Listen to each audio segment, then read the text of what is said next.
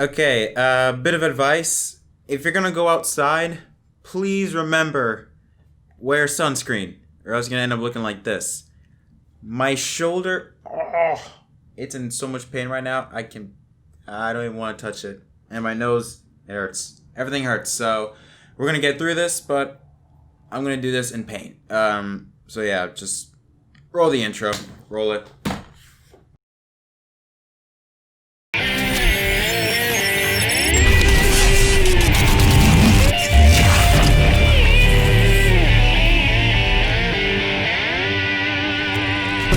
Four races remain in NASCAR's playoffs, and its premier series heads to its most unpredictable race yet, a track that very few have raced on, yet no one is ready to challenge on. NASCAR on MDK RaceDay is live from the Daytona road course for the running of the GoBowling.com 235 live in Daytona Beach, Florida. And in typical summer Florida weather, it is expected to be a hot but wet and potentially thunder-filled day, temperature in the 90s with a 54% chance of rain. And welcome, ladies and gentlemen, to the MDK RaceDay show. My name is Jett Krause, and I'm going to get you filled in for today's NASCAR Cup Series race from the Daytona road course at the Daytona International Speedway. There's also expected to be the NASCAR Gainer RV and Outdoor Truck Series race live on FS1. That is scheduled to take place earlier today, or earlier from the Cup Series race, scheduled for noon Eastern Time. But we're going to focus on the Cup Series, so let's not waste any time and jump into it. We start off with the big news that took place yesterday morning. Richard Childress Racing announced that Austin Dillon, who won at Texas just a few weeks ago, driver of the number 3 Camaro ZL1 1LE, will not participate in today's NASCAR Cup Series race from Daytona due to him testing positive for COVID-19. And he is the third NASCAR driver, either part-time or full-time, to be tested positive for this disease. He joins Jimmy Johnson and Brendan Gaughan. Now, because he will not participate in today's race, Richard Childress Racing needs a replacement, and they decided to call up Xfinity Series part-timer Kaz Grala, who has been joined in with the RCR program since I believe last year. He will fill in for the 3-car here today. In a statement from RCR, they said, quote, "This morning, Richard Childress Racing's NASCAR Cup Series driver Austin Dillon tested positive for COVID-19. In accordance with NASCAR safety protocol, Dillon is self-quarantining away from RCR's facilities and will not be competing in this weekend's NASCAR Cup Series race at the Daytona International Speedway road course. Austin's wife Whitney and son Ace remain healthy and symptom-free. Kaz Grala will drive the number 3 Chevrolet for RCR this week." And now, according to NASCAR's protocol in alliance with the CDC guidelines, I believe you have to take 2 negative tests within a 24-hour period, and I believe also show no symptoms. Now, Kaz Grala, the driver who will be replacing Austin Dillon here today, offered his thoughts from yesterday's announcement. Hey everybody, Kaz Grala here.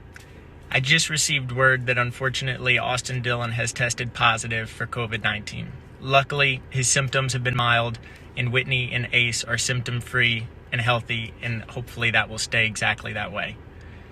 I did find out that I'll be the replacement driver for Austin in tomorrow's Cup Series race, as he won't be able to compete. So I'll be keeping the seat warm for him in the number 3 American Ethanol Camaro ZL1. It's a big opportunity for me. I'm looking forward to it, and I hope to make everybody at Richard Childress Racing proud. See you guys tomorrow.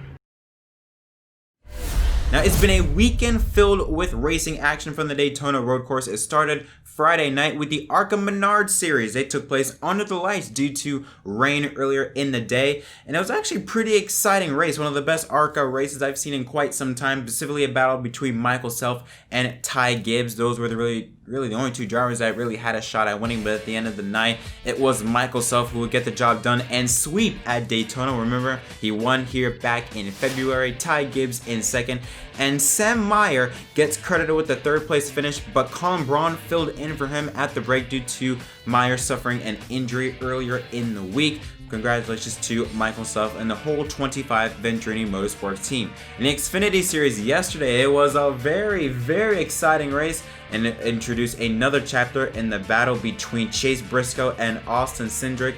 An incredible but very intense battle, specifically near the end of Stage 2. A little bit of bumping and banging. I believe they changed the lead 2 or 3 times. Cindric would win Stage 2.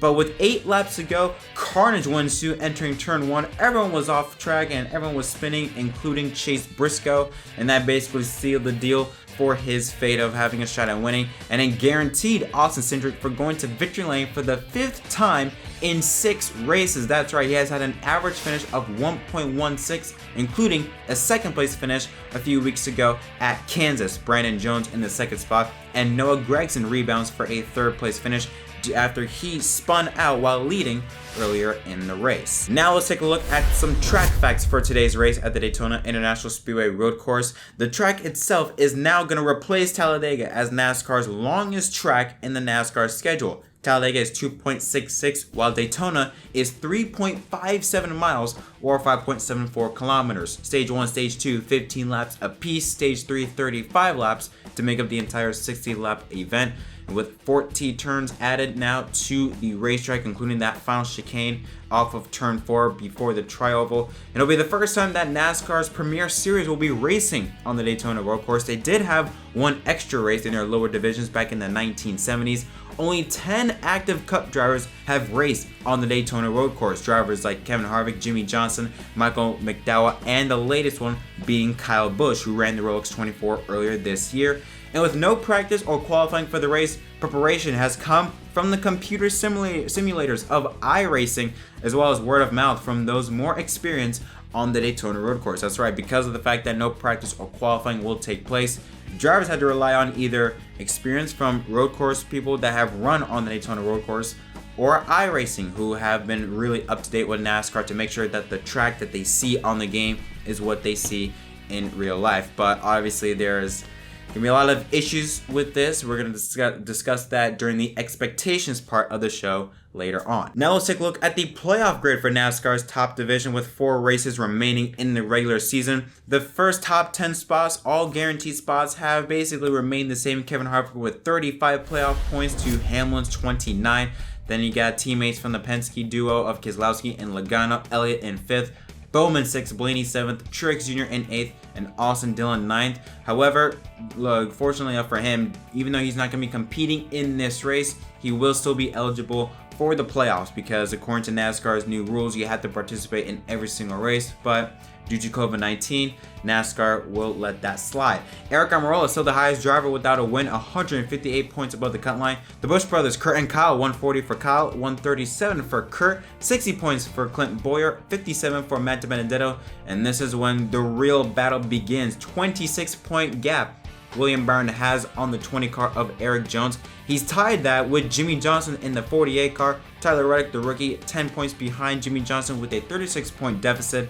And Christopher Bell, who is way behind, 122 points below the cut line. And now let's take a look at the starting lineup for today's GoBowling.com 235. Now this was the first time that NASCAR's new formula took place. I'm not going to go over it, mainly because I forgot about it, but it's basically to promote more performance, to make it more fair, to basically to the teams that did the best the previous week and throughout the season get better starting spots. And what a surprise, the front row, it's Kevin Harvick and Denny Hamlin. They will start 1 and 2. Second row I should say, is teammates Martin Truex Jr. on the inside and Kyle Busch, who competed in the Rolex 24 earlier this year, on the outside. Row 3 has the Ford pairings of Joey Logano and Aric Almirola. Row 4 has the Chevy pairings of Chase Elliott and Kurt Busch. Row 5 has Matt DiBenedetto, and starting 10th is Jimmy Johnson in his new rally car. Row 6 has Clint Bowyer and William Byron. Row 7 has Ryan Newman and Christopher Bell, the highest rookie in the field. Matt Kenseth and Brad Keselowski round out row 8. Row 9 has Chevrolet drivers of Tyler Reddick and Bubba Wallace, with a new sponsor on the hood this weekend, with DoorDash being the main car. Behind him in row 10 is Eric Jones and Chris Buescher in the 17 car. Row 11 has Ryan Preece and Ty Dillon. Row 12 has Ryan Blaney, 23rd place for him, and to his outside is Ricky Stenhouse Jr. Cole Custer and Alex Bowman make up row 13. John Nemechek and Corey LaJoie make up row 14.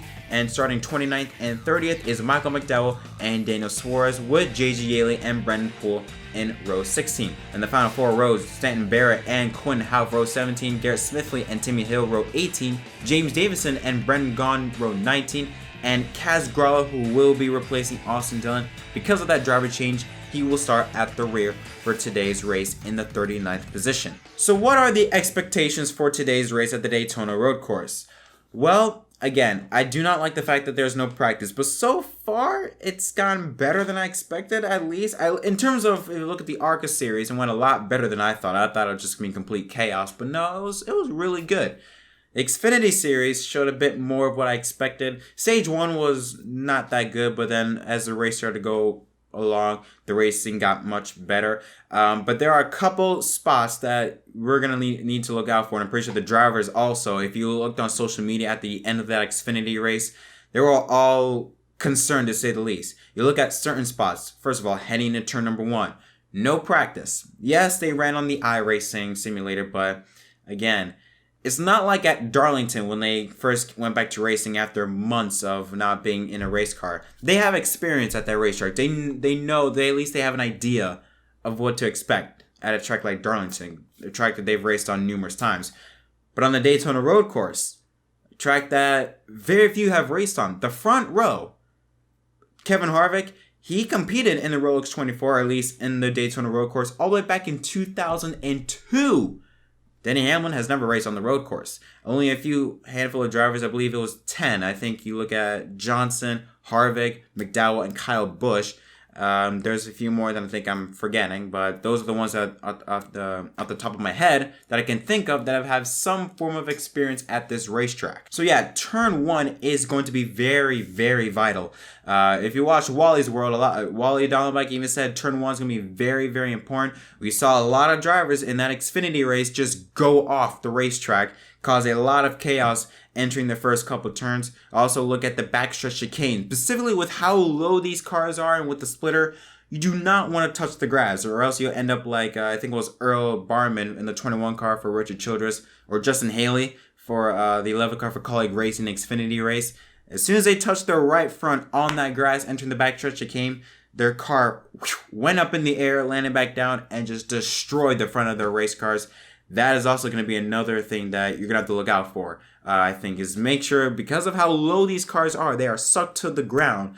Any form of contact with the grass, specifically if it's wet even, that's going to make the situation even worse.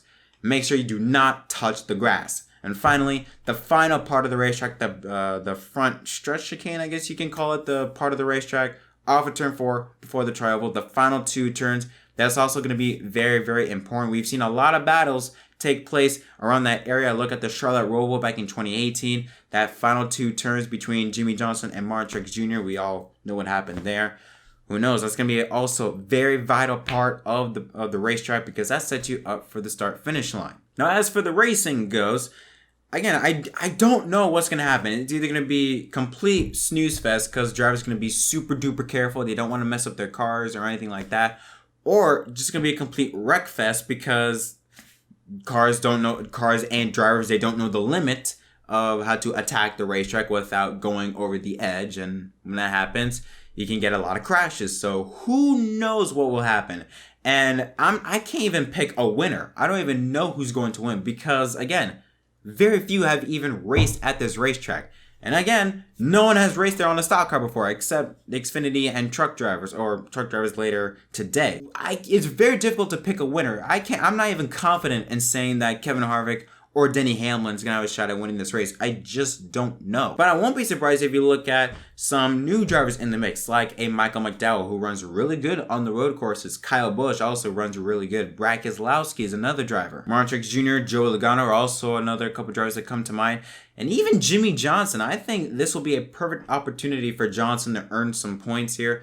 Mainly because you look back at the last time that the Cup Series ran an inaugural race on a road course was Charlotte Roval in 2018, and Johnson was this close from winning the race. If you compare him in terms of road course skills to Tyler Reddick, Eric Jones, William Byron, Johnson is going to be, in terms of just skill, much better than those 3 drivers. And I think this is going to be a great opportunity for that 48 team to potentially get some points and make some ground on his teammate William Byron to force himself back into the playoff picture. At the same time, it also could be a great opportunity for a wild card driver, because this is a road course, a track that no one has ever raced on.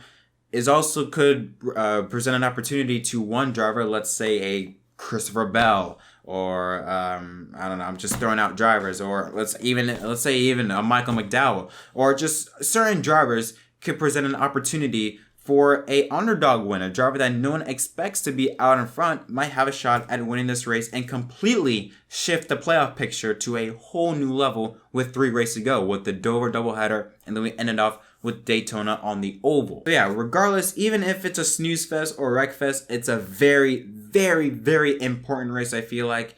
And like I said at the beginning of this episode, it is going to be a very unpredictable race yet, because we really have no idea what's going to happen. Now, I'm not going to do a pick to surprise win or struggle, because I have no freaking clue what's going to happen. Again, I can't pick a driver that I think is going to win or struggle, because I just don't know. It's not like other racetracks where, you know, you look at Michigan, where you can expect the Chevrolet drivers to struggle and the Ford drivers to really shine. Or, you know, there's certain racetracks when you have an idea who's going to do what. With this, I have no idea. So that's why I'm not even going to risk picking 3 drivers to succeed, struggle, and surprise. But that doesn't stop me from asking you guys, who do you think is going to win today's race at the Daytona road course? And what do you think is going to happen in this race? Do you think it's going to be a snooze fest or a wreck fest? Do you think a surprise winner is going to come out and completely shift the playoff picture? Again, leave all your thoughts in the comment section down below. But until next time, my name is JettMDK from MDK. Don't forget to like and subscribe for more content. And I'll see you guys later tonight for an episode of NASCAR on MDK Victory Stop. See you then.